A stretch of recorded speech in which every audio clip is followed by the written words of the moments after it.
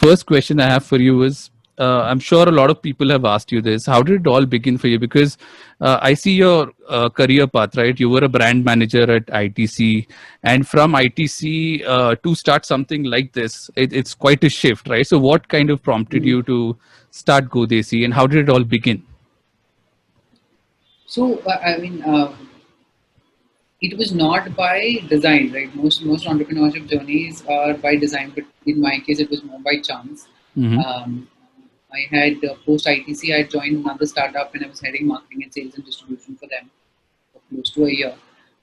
Then I was on a break and I was trying to figure out as to what I want to do. I mean, what I want to do, what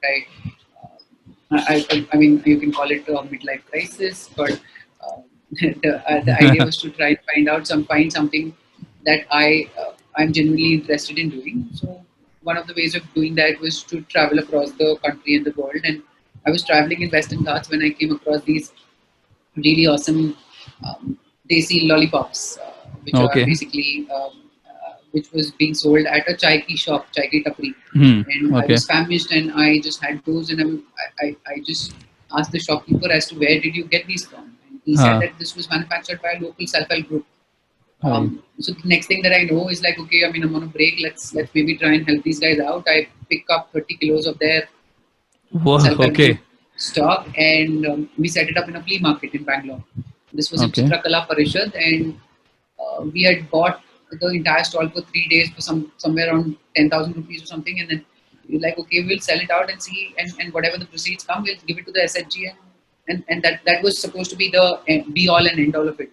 But we Okay. got sold out in the first half a day, and that is Oh. where the entire Okay. hypothesis got formed, right? I mean, that there is a huge demand for traditional desi products in Hmm. urban markets, Hmm.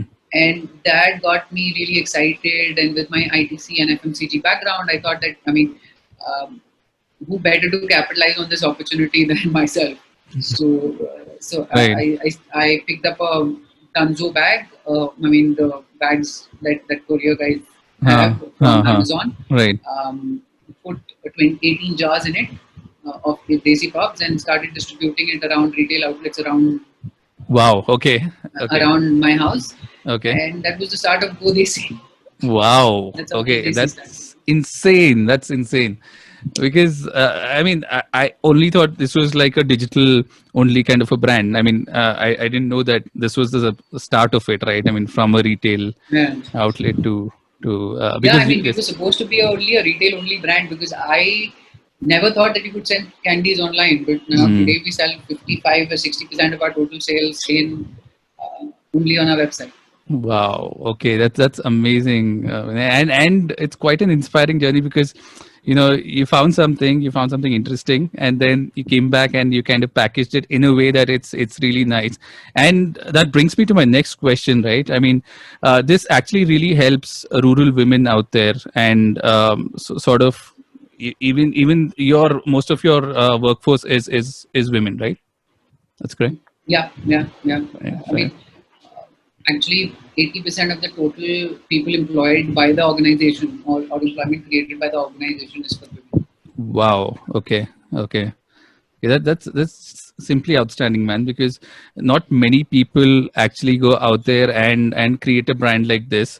And even on Instagram, I see all of your brand pictures. They're so cleanly shot, and it reminds me of a brand, Paperboard. So it reminds me of that, like very clean kind of branding. Even the packaging is so awesome.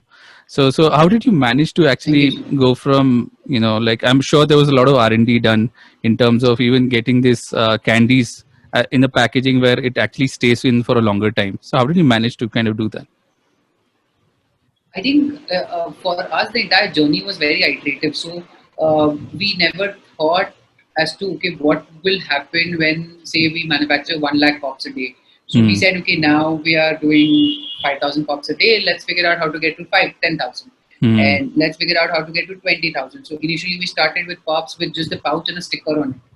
Okay. For the first 6 months, we just sold with sticker on it, and the sticker was stuck by Hmm. akkas who were there at our unit, right? Hmm. And Hmm. then Hmm. when we saw that, okay, now the product is really scaling well, we have enough volumes. Let's buy a transparent, like a proper packaging structure. Hmm. Then we went ahead and invested on it. Hmm. So I mean, this reminds me of one very interesting um, learning or interesting advice and insight that I got from another podcast called C2 Scale by the LinkedIn founder. Okay. And he said that don't do things which scale. I mean, Hmm. typically the intuitive thing is to try and figure out what are the things that scale. Hmm. But when you actually try, but when you do things which don't scale, you're Hmm. able to personalize the product and the experience to the small cohort of consumers that you are trying to cater to. And Hmm. when you start understanding, okay, what matters to them, and then you end up trying to figure out how to scale those specific components. So when Right. we figured out, okay, the stick and the stick format is extremely important, we said, Hmm. okay, how do I make sure that I scale up that entire format in, right? So Hmm. it was, Hmm. I mean, to answer your question in short, it was a very iterative process, and at no Right. point we said, okay, we didn't go ahead of ourselves. We tackled every single problem at every single go. So Hmm. initially, our entire production was like 90% handmade, Hmm. Hmm. and we realized, okay, we could do this to say 5,000 pops a day. But Hmm. when we get to say 50,000 or 60,000, it was not possible to do entirely made by hand, because we will need a production unit which is as big as a football field, Right. which is Right. Right. obviously not possible. So then we figured out, okay, what parts of it can I mechanize? So then Hmm. we studied various industries and started mechanizing those parts. We started figuring out which are the bottlenecks. I mean, it's like a typical production process, which is the point in the assembly line, um, which is creating the delay. So then we Right. mechanize that part, and then okay, now then we figured out, okay, which is the next part which is causing the delay. And so then Hmm. everything was very iterative for us. So whether it was manufacturing, whether it was packaging, branding, Hmm. and I think that is what has kept us in good shape and efficient along the way. Hmm. Interesting. Interesting. And you guys are funded, right? So you guys are sort of backed by. So I read it recently in the news as well. So what are your three biggest learnings when as an entrepreneur? So I'm sure you get this question asked a lot, right? I mean, what are your three biggest learnings moving from a corporate job to actually founding something like this? So one of the first learning is bias for action. I mean, keep plans. I mean, everybody can plan, very few people can act. So Hmm. how do you? I mean, an entrepreneur has to have a bias for action. He needs to go out there and execute, Hmm. and that's one thing that we at Go Desi lay extreme emphasis on. Okay. Run as many experiments as possible. So we do say 50 experiments a month, and then out of them, two click. The Okay. failure rate is high, but those two, the click, we So double down by on them, and then help us. experiments, you mean like even flavors, trying out different flavors and all, or not just Yeah, flavors, but trying out anything different else? flavors, Right. different formats, different things on website, Right. discounts. Every function can have different sets of experiments. Right. Right. Right. So we keep on doing many experiments, uh, and that has made us that has kept us. Each experiment gives us learning. That's the best part, and the second is that some of these experiments start working. And when Hmm. they start working, then you basically double down on those experiments. So Hmm. that is, I think, the first key part. The bias for action. Second is, I think, persistence. Okay. And I mean, half the job done is just by staying there, by just by turning up every day. Hmm. It is a very difficult grind. How do you make sure after hearing thousand no's that you're still as motivated the next day and just turn up? Hmm. Turning up does half the job. There might be days where you just don't feel like getting out of bed and feel like, why am I doing this? But just being there solves a lot of issues. I mean, also, obviously, the caveat here is that it should not be dumb persistence. When you know that things are not going right because of Hmm. inherent and fundamental problems, you need to correct course. Hmm. But persistence is, I think, the second Persistence. biggest quality for an entrepreneur. Okay. Okay. And I think third one that I have read and understood from a gentleman called Nicholas Nassim Taleb. I don't know if you read his books. His books are like Random, Fooled by Randomness, and Yeah. Skin in the Game, Yes. Yes. Black Yes. Swan, Yes. Yes. Yes. Yes. etc. So as an entrepreneur or as a small business, you have huge risks. I mean, risks are there at every single corner, right? Um, you need to, as an entrepreneur, you need to understand which are the risks which can kill you Okay. and not take those risks. So there are risk and payoffs are always there, right? I mean, uh, no matter how small the probability of a risk which can kill you, you should always be conservative on that risk. Okay. So Okay. the essentially the idea is that as long as there's no black swan, you should not assume that there's no black swans in the world. If you only see 100 white swans, it doesn't mean that there are only white swans in the world. There's a black swan lurking around the corner, and you have to be careful about it. Wow. Okay. That's interesting. So the learning there is that if there is the chance that you will lose enough money on a bet as an entrepreneur, which can put your existence in jeopardy, do not take that risk. Right. No matter how small, no matter how small the probability of that risk may be. Yeah, or it can even jeopardize your brand, right? I mean, at the end of it. Yes. So interesting advice. So these are the three things that I think I keep telling myself and try and stay true to.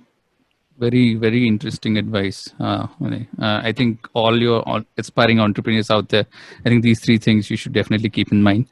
So it's been over 3 years now for you, right? So with Go Desi, or has it been more than that? It's been 3 years, right? It's been 3 years. 3 months. 3 years, 3 months. Okay.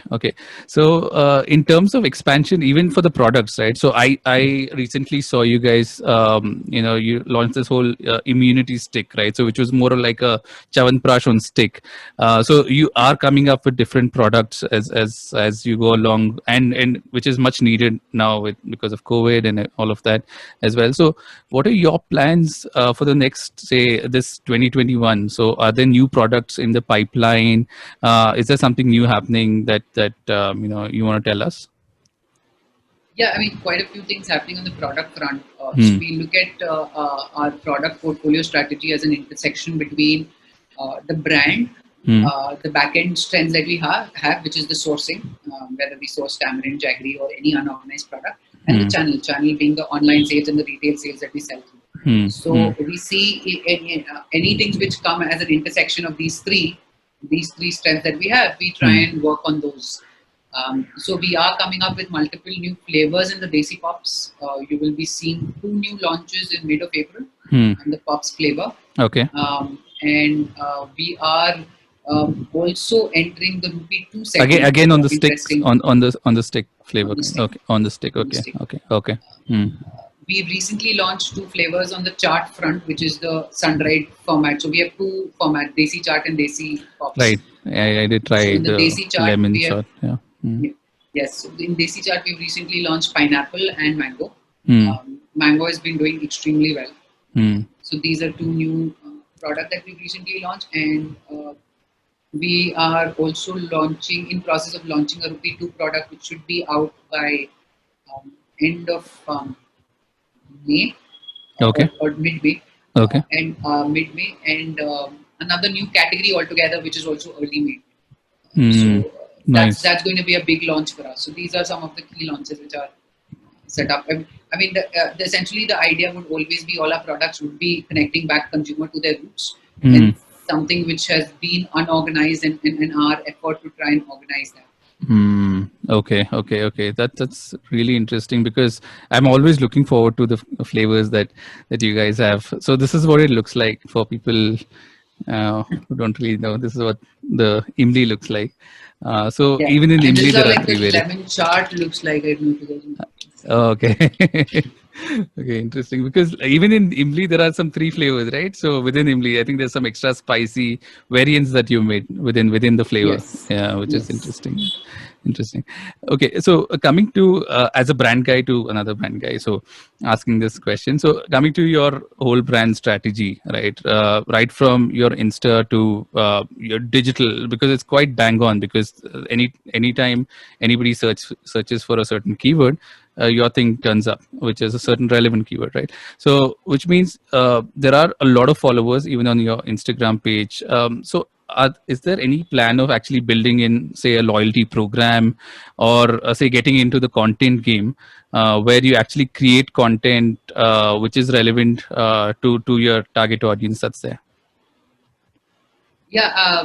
So we worked on a content strategy as soon as the pandemic had hit, right? I mean, when we had Mm. um, almost there was no other activity. So what happened is the entire team turned into a content machine, and we started creating content for our consumers. Hmm. Anything which is desi, right, including recipes, Okay.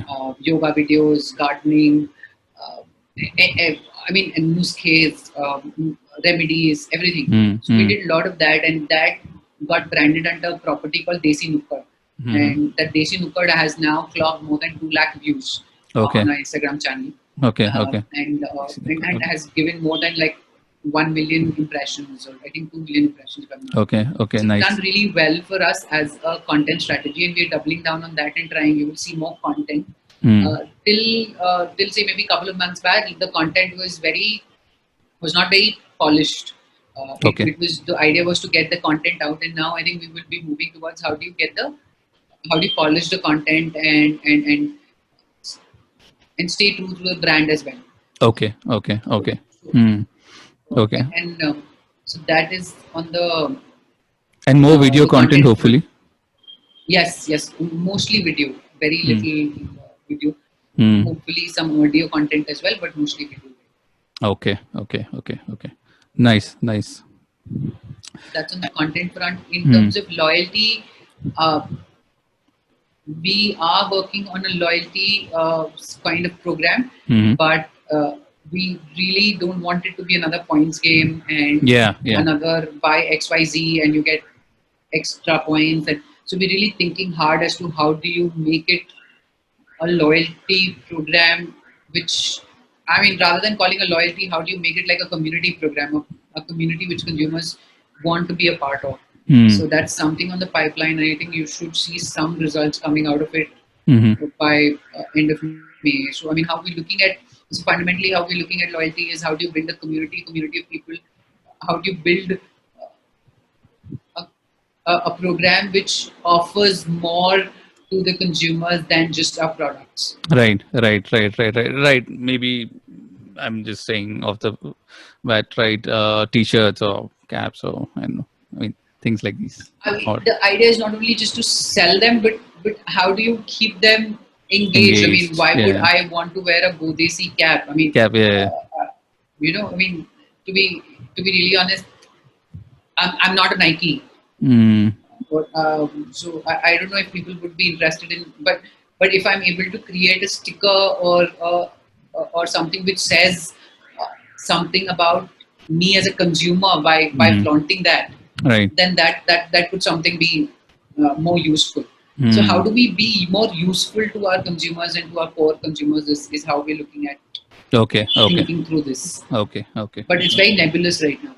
Okay, okay, okay, okay. All right.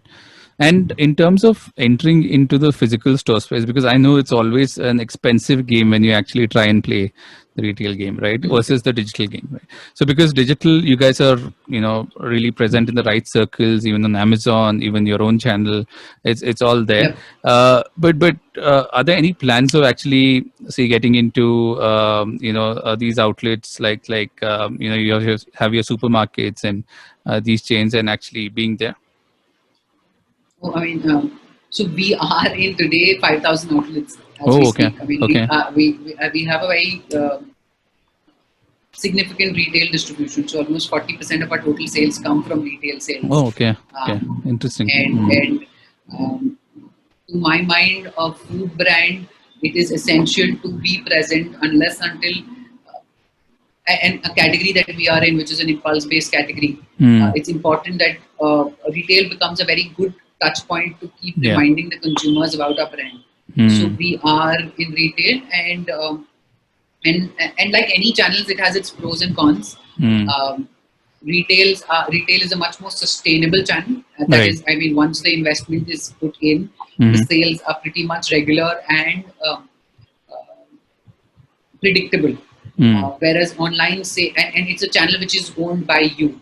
Mm. Whereas an online sales channel is owned by Facebook and Instagram.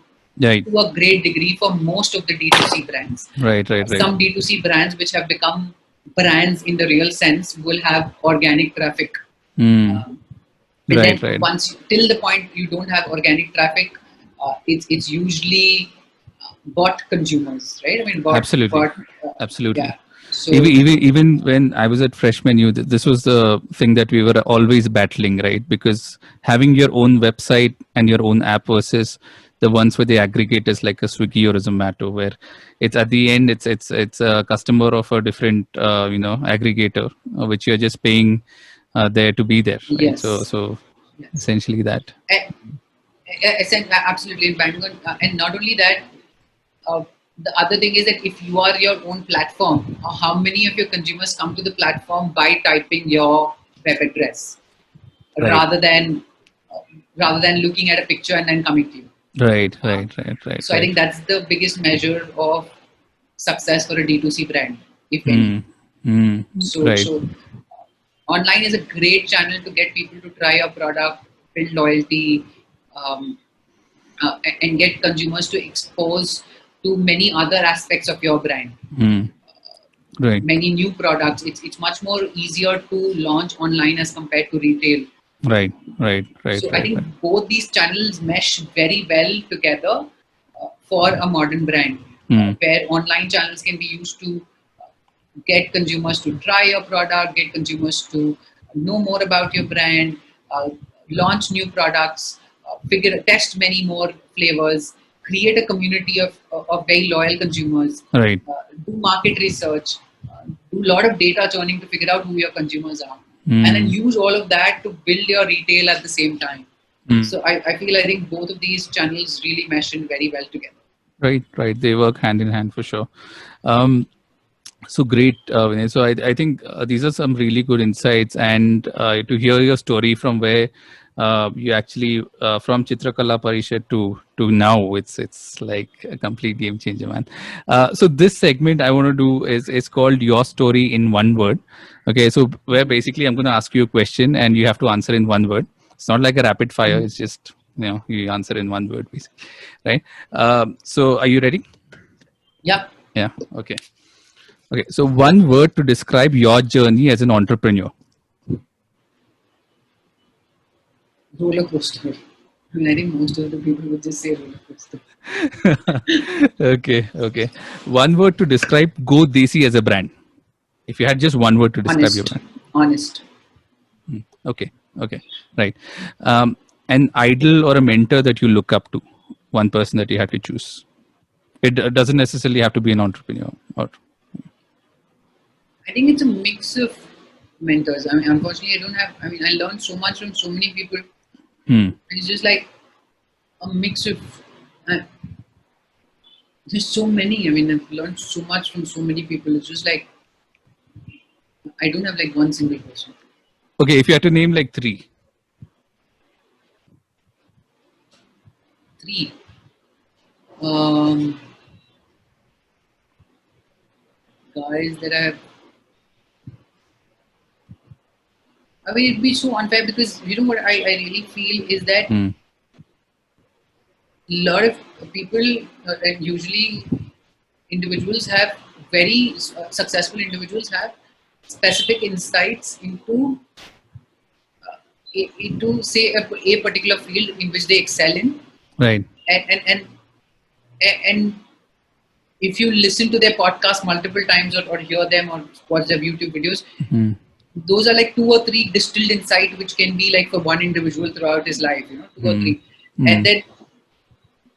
and then every individual has these three or four distilled insights, and therefore hmm, you pick from all of them, you get so many new insights across different. So I mean, I have people like Daniel Ek of Spotify, hmm, um, the the Shopify CEO. I hmm, forget his name again, a Swedish guy. hmm. The Netflix CEO Reid Hoffman from LinkedIn. Right. Um, um the entire YC Combinator Hmm. entrepreneurs. Right. Um, so their entire series of lectures. Paul Graham from again Y Combinator, his essays Mm. are just mind blowing. Right. Right. Then life learnings from Charlie Munger and Warren Buffett. Mm. Um, then this like economics from Abhijit Banerjee, Right. the guy who just won the last, I think last year he won the Nobel Prize. Nobel Prize. Yeah. Mm. Then